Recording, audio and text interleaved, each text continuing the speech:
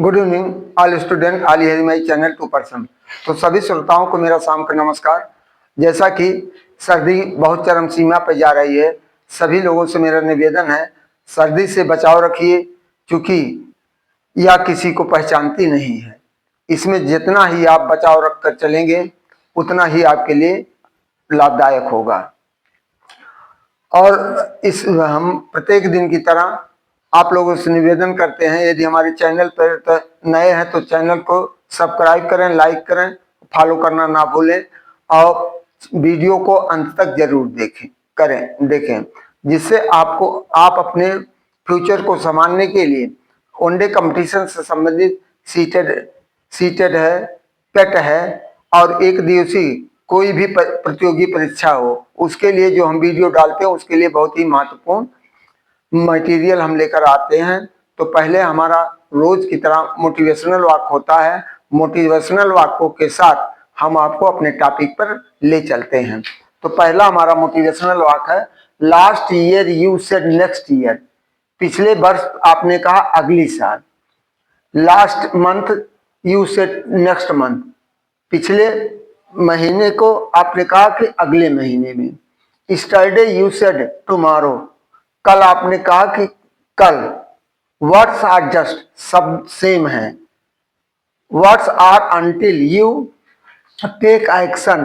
तुम शब्दों के अनुसार तब तक कार्य में क्रिया रूप में आ जाओ। सो स्टार्ट टुडे, आज से ही अपने कार्य को प्रारंभ करो।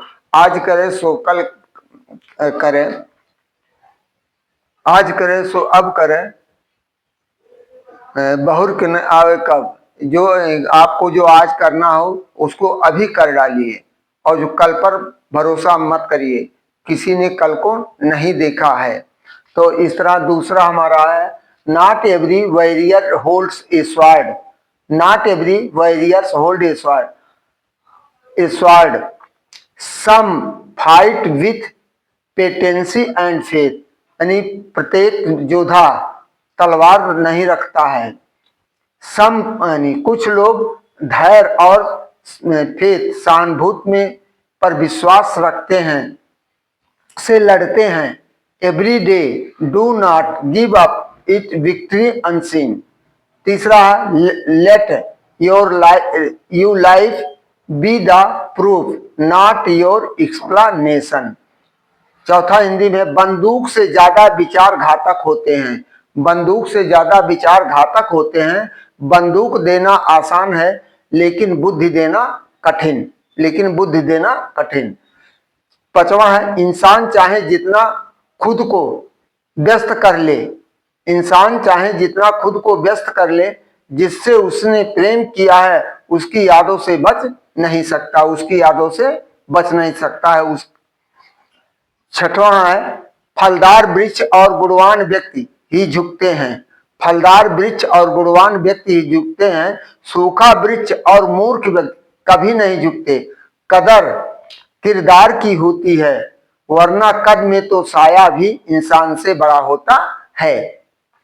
अंतिम सातवां है, यह लड़ाई किसी खदान या नक्शे की नहीं, आने वाली नस्लों की सांसों की है। अरावली टूटी तो बारिश रुकेगी। अरावली पर्वत टूटी तो बारिश रुकेगी। धरती प्यासेगी और सारे गांवों का भविष्य रेत में बदल जाएगा। तो अरावली पर्वत को हमारे देश के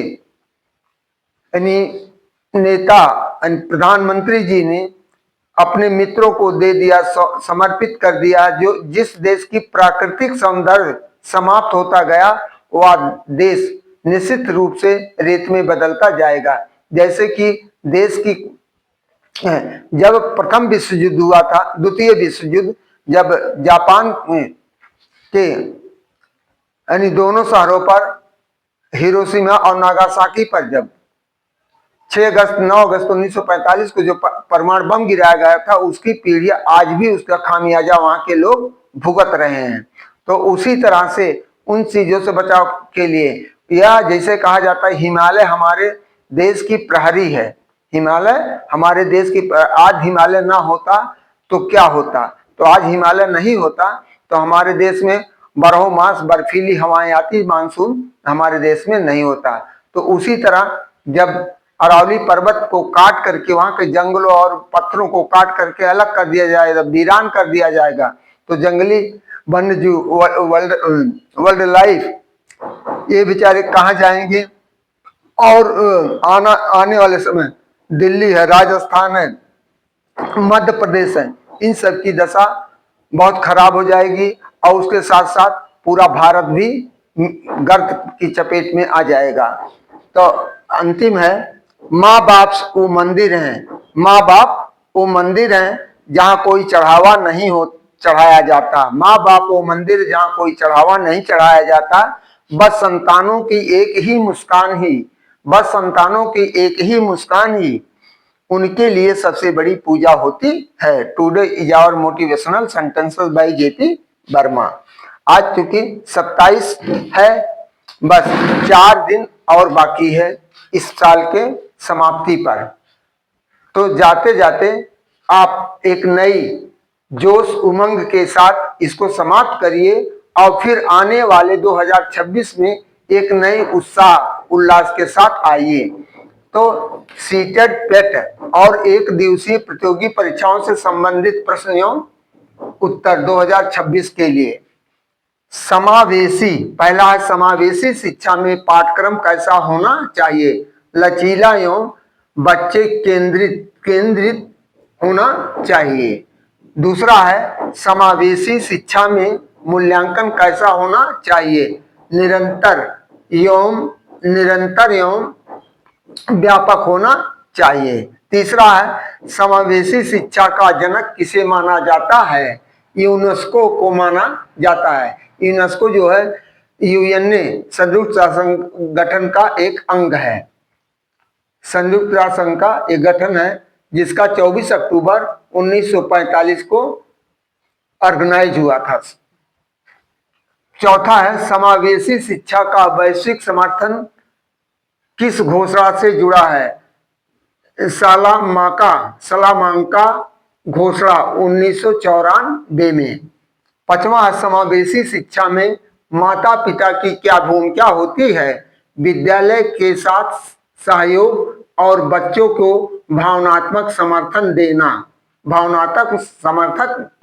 देना, यानी विद्यालय में बच्चा यदि आपका पढ़ रहा तो विद्यालय का पूरा सहयोग करिए। जिस प्रकार के विद्यालय के अध्यापक एडवाइस देते हैं, पीटीए बुलाते हैं, उसे आप उसमें जरूर जाइए और उनके विचारों के साथ तालमेल रखिए और बच्चे के भविष्य के बारे में बताइए कि कैसा वर्तमान में आपका बच्चा कैसे चल रहा है, अपनी राय दीजिए और उनकी राय लीजिए, उस पर दोनों को अमल करिए। तभी आपका बच्चा उसी तरह जैसे एक सलाई रिंच होता है, जैसे नट बोल्ट को कसना होता है, जब दोनों तरफ से पकड़ लिया जाता है तब जाकर वो सही रूप से बैठता है, नहीं तो एक तरफ से ढीला तो चूड़ी उसकी मिस होती जाती है। उसी तरह यदि विद्यालय से ढिलाई हुआ या घर से ढिलाई हुआ तो बच्चा कभी सफल नहीं हो पाएगा।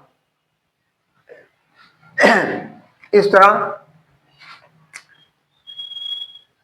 छठवां है समावेशी शिक्षा में सहपाठी सहायता का क्या महत्व है, आत्मविश्वास और सामाजिक कौशल का विकास। एक अच्छा सहपाठी है तो आपके किसी भी मुसीबत में आप पड़ते हैं या कहीं कंफ्यूजन होता है तो आपको आत्मविश्वास बढ़ाता है और सामाजिक कौशल का विकास भी आपके साथ करता है। सातवां है आधुनिक क्रिकेट का जनक किसे कहा जाता है, WC ग्रेस को कहा जाता है। आठवां है दक्कन का पठार किस प्रकार का पठार है, ज्वालामुखी प्रकार का पठार है। नौवां है भारत का सबसे बड़ा कोयला उत्पादक राज्य कौन सा है, झारखंड। पहले बिहार था, बिहार से टूट करके यह अलग राज्य बना तो यह झारखंड हो गया। 10वां है भारत का सबसे बड़ा गेहूं और गन्ना उत्पादक राज्य कौन सा है, उत्तर प्रदेश। 11वां है वन पेंशन योजना कब लागू हुआ, 2015 में लागू हुआ। 12वां है भारत का सबसे बड़ा द्वीप कौन सा है? मिडिल अंडमान द्वीप, मिडिल अंडमान द्वीप। 13वां है भारत का धान का कटोरा किस राज्य को कहा जाता है? छत्तीसगढ़ को कहा जाता है।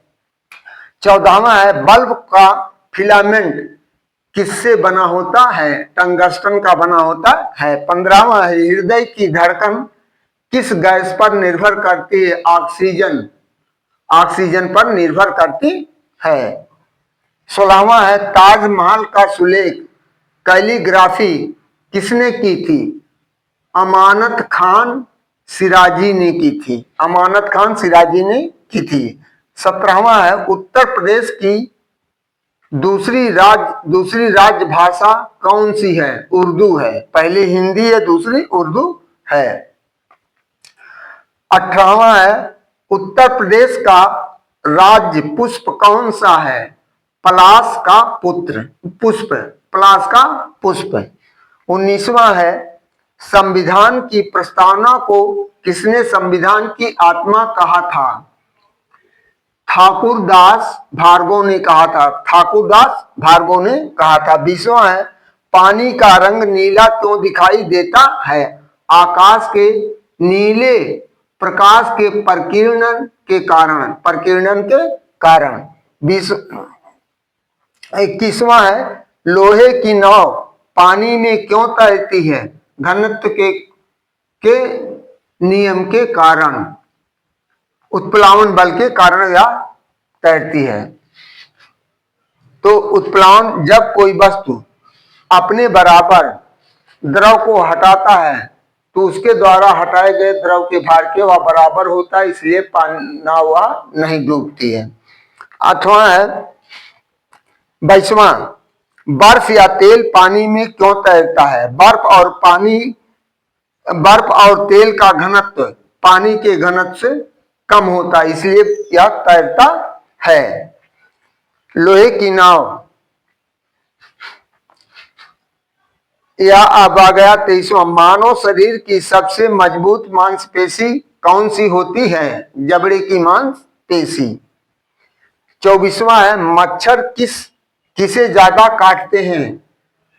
ज्यादा CO2 गैस छोड़ने वाले को मच्छर ज्यादा काटते हैं। 25वां है चमगादड़ अंधेरे में कैसे उड़ते हैं?